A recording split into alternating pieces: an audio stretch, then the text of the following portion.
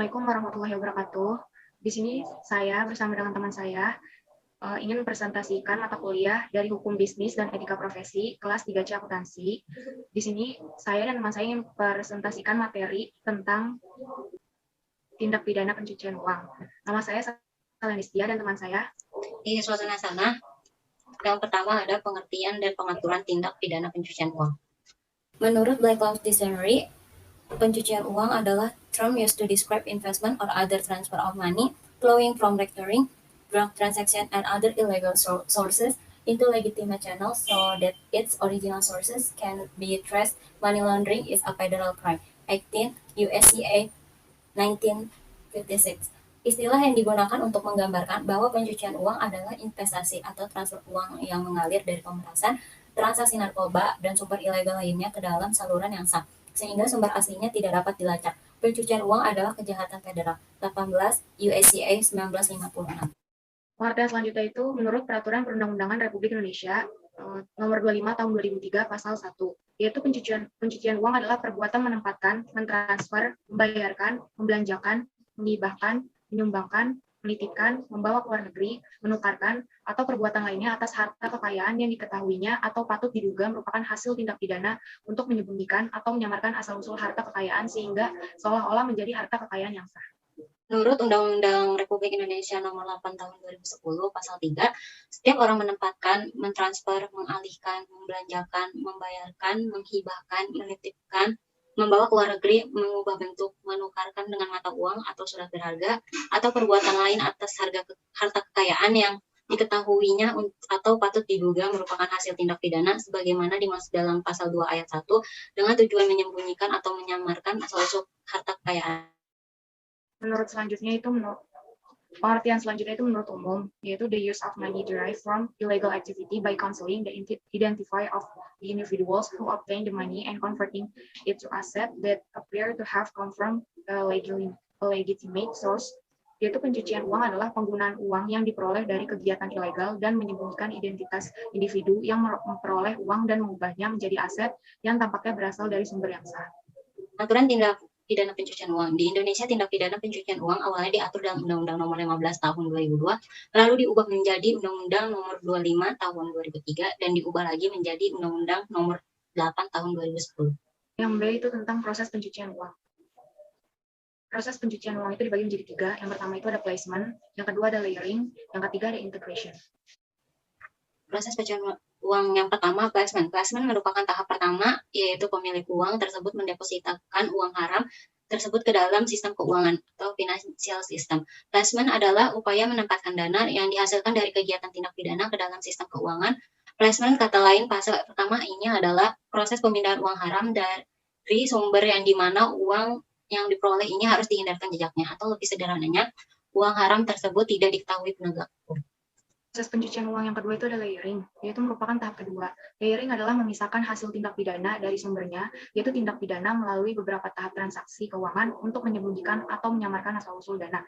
Strategi layering pada umumnya meliputi antara lain mengubah uang tunai menjadi aset fisik.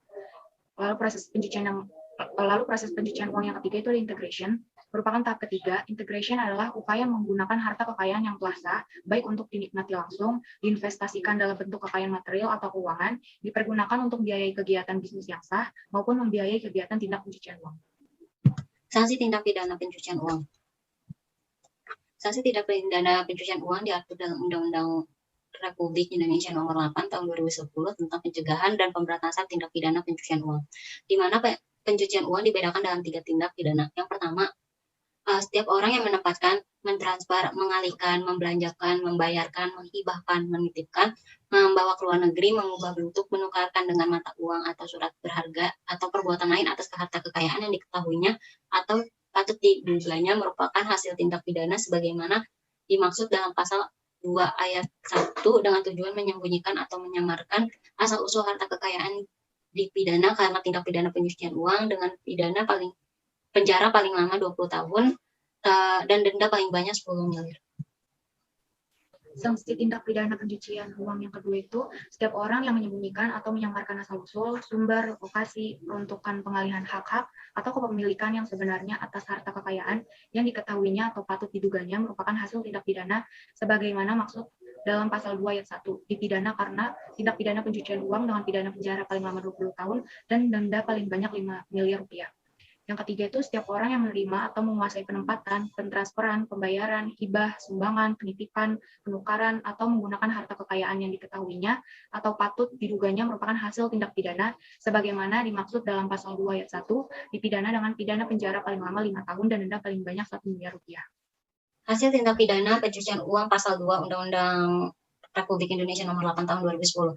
Ayat pertama, hasil tindak pidana adalah harta kekayaan yang diperoleh dari tindak pidana A. Korupsi, B. Penyuapan, C. Narkotika, D. Psikotropika, E. Penyeludupan tenaga kerja, F.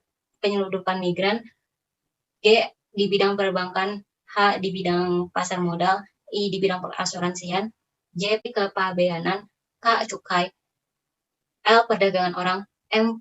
Perdagangan senjata gelap, N. Terorisme, O. Penculikan, P. Pencurian, Q. Penggelapan, R. Penipuan, S. Pemalsuan uang, T. Perjudian, U. Prostitusi, F. Di bidang perpajakan, W. Di bidang kehutanan, X. Di bidang lingkungan hidup, Y. Di bidang kelautan dan perikanan, dan Z. Di tindak pidana lain yang diancam dengan pidana penjara 4 tahun atau B yang dilakukan di wilayah negara Kesatuan Republik Indonesia atau luar wilayah negara Kesatuan Republik Indonesia dan ditindak pidana tersebut juga merupakan tindak pidana menurut hukum Indonesia. Yang ayat 2, harta kekayaan yang diketahui atau patut diduga akan digunakan dan atau digunakan secara langsung atau tidak langsung atau kegiatan terorisme, organisasi terorisme atau teroris perseorangan disamakan sebagai hasil tindak pidana sebagaimana dimaksud pada ayat 1 huruf N. Yang dia ada kewajiban penyedia jasa keuangan. Kewajiban penyedia jasa keuangan itu ada beberapa kewajiban penyedia jasa keuangan dalam Undang-Undang Republik Indonesia Nomor 8 Tahun 2010 tentang pencegahan dan pemberantasan tindak pidana pencucian uang. Di antaranya itu sebagai berikut. Yang pertama di pasal 20 ayat 1, yaitu pihak pelapor atau penyedia jasa keuangan wajib mengetahui bahwa pengguna jasa yang melakukan transaksi dengan pihak pelapor bertindak untuk diri sendiri atau untuk dan atas nama orang lain. Pasal 20 ayat 2 itu dalam hal transaksi dengan pihak pelapor dilakukan untuk diri sendiri atau untuk dan atas nama orang lain, pihak pelapor atau penyedia jasa keuangan wajib meminta informasi mengenai identitas dan dokumen pendukung dari pengguna jasa dan orang lain tersebut. Ayat 3, dalam hal identitas dan atau dokumen pendukung yang diberikan sebagaimana dimaksud pada ayat 2 tidak lengkap, pihak pelapor penyedia jasa keuangan wajib menolak transaksi dengan orang tersebut. Pasal 21 ayat 2, pihak pelapor atau penyedia jasa keuangan wajib menyimpan catatan dan dokumen mengenai identitas pelaku transaksi paling singkat 5 tahun sejak berakhirnya hubungan usaha dengan pengguna jasa tersebut.